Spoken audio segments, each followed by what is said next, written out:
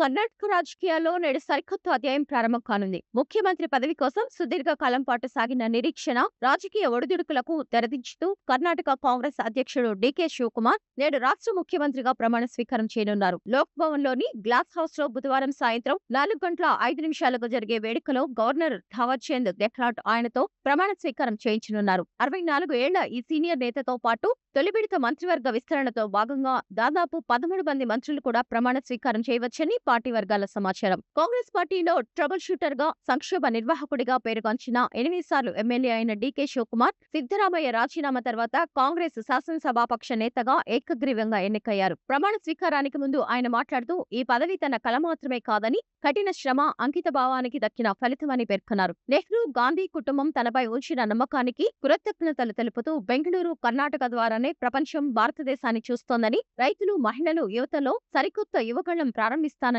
DK Shivakumar తన vision ను ప్రకటించారు. మంత్రివర్గ ఏర్పాటుకు సంబంధించి కాంగ్రెస్ ఇంకా అధికారిక జాబితాను ప్రకటించినప్పటికీ తొలి విడతలో యతీంద్ర, పరమేశ్వర, హెచ్ మునియప్ప, ఖాదర్, జార్జ్ కృష్ణ, బైరేగౌడ, పాటిల్, ప్రియాంక ఖర్గే, సతీష్ జార్జిహోళి, రామలింగారెడ్డి, దినేష్ గుండూరావు, భైరవి సురేష్, ఈశ్వర్ ఖండ్రే వంటి నేతలకు చోటు దక్కే అవకాశం ఉంది. కుల ప్రాంతీయ సమీకరణాలను సమతూకం చేసే క్రమంలో భాగంగా సీనియర్ దళిత నాయకుడు పరమేశ్వర ఏకైక డిప్యూటీ సీఎంగా బాధ్యతలు చేపట్టనుండగా సీనియర్ నేత హెచ్కే పాటిల్ అసెంబ్లీ స్పీకర్ అయ్యే అవకాశం ఉంది. మరోవైపు అధికారిక మార్పిడి సజావుగా సాగేలా చూసిన మాజీ ముఖ్యమంత్రి సిద్ధరామయ్యకు కాంగ్రెస్ హైకమాండ్ జాతీయ స్థాయిలో కీలక బాధ్యతలను అప్పగించింది. పార్టీ అత్యున్నత నిర్ణాయక మండలి ఆయన కాంగ్రెస్ వర్కింగ్ కమిటీ సభ్యుడిగా ఆయనను నియమిస్తూ ఏఐసీసీ ప్రధాన కార్యదర్శి వేణుగోపాల్ ఉత్తర్వులు జారీ చేశారు. కాగా జ్యోతిష్యుల సలహా మేరకు లోక్ భవన్ గ్లాస్ హౌస్ లోని ప్రధాన వేదికను పడమర ముఖం నుంచి తూర్పు ముఖంగా మార్చడం విశేషం. ఈ కార్యక్రమానికి కాంగ్రెస్ అధ్యక్షుడు మల్లికార్జున ఖర్గే, రాహుల్ గాంధీతో పాటు ఇండియా కూటమికి చెందిన పలువురు ముఖ్యమంత్రులు, వివిధ మఠాల మఠాధిపతులు హాజరు కానున్నారు.